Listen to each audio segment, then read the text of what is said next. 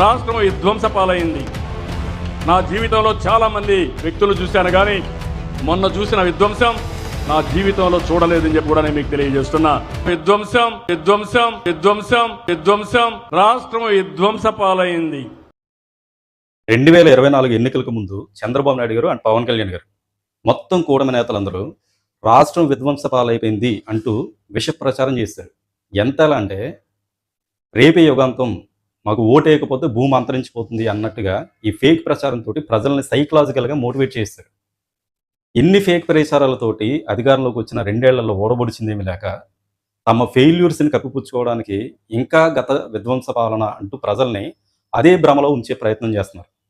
చంద్రబాబు నాయుడు గారు అండ్ పవన్ కళ్యాణ్ గారు, జగన్మోహన్ రెడ్డి గారు 2019లో అధికారంలోకి వచ్చిన తొలి 2 ఏళ్ళు కూడా కరోనాతో విజృంభించింది. ప్రపంచం, దేశం, రాష్ట్రం మొత్తం కూడా స్తంభించిపోయింది. రాష్ట్రానికి ఆదాయం లేదు, ట్రాన్స్పోర్ట్ ఆగిపోయింది. మిగిలింది ఇంకా 3 ఏళ్ళు. స్తంభించిపోయిన కరోనా కాలాన్ని తీసేస్తే మిగిలిన 3 ఏళ్లలో జగన్మోహన్ రెడ్డి గారి హయాంలో 17 మెడికల్ కాలేజీలు నిర్మించారు.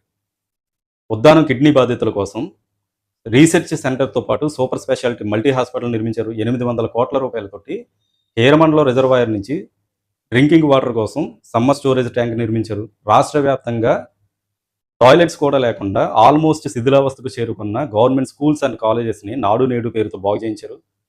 గవర్నమెంట్ ప్రైమరీ స్కూల్స్ అన్నింటినీ కూడా ఇంగ్లీష్ మీడియం స్కూల్ చేశారు. సిబిఎస్ఈ సిలబస్ తీసుకొచ్చారు. 3rd క్లాస్ నుంచి టొఫెల్ అమెరికన్ స్లాంగ్ సబ్జెక్ట్ని తీసుకొచ్చారు. న్యూట్రిషన్ హెల్దీ ఫుడ్ని మధ్యాహ్న భోజన పథకం కింద విద్యార్థులకు అందించారు. రాష్ట్ర వ్యాప్తంగా 10,000కు పైగా గ్రామ వార్డు సచివాలయాలు నిర్మించారు. 2 లక్షల పైగా ఉద్యోగాలు కల్పించారు.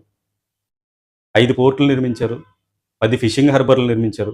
ఇవన్నీ కూడా కేవలం జగన్మోహన్ రెడ్డి గారి తొలి 3 ఏళ్ల పాలనలో జరిగినటువంటి రాష్ట్ర అభివృద్ధి. మీరు సంపూర్ణంగా 5 ఏళ్ళు చేశారు విభజన ఆంధ్రప్రదేశ్లో. అంతకుముందు ఉమ్మడి ఆంధ్రప్రదేశ్లో 9 ఏళ్ళు ముఖ్యమంత్రిగిరిని ఎలగబెట్టారు. కానీ ఈ జగన్మోహన్ రెడ్డి గారి తొలి 5 ఏళ్లలో జరిగినటువంటి ఈ అభివృద్ధి మీ హయాంలో జరగలేదనే కదా అర్థం. ఇంత చిన్న లాజిక్ని మీరు ఎలా మర్చిపోయారు? రాష్ట్రం విధ్వంస పాలైపోయిందని అంటూ ఎలా ఫేక్ ప్రచారం చేయగలుగుతున్నారు మీరు?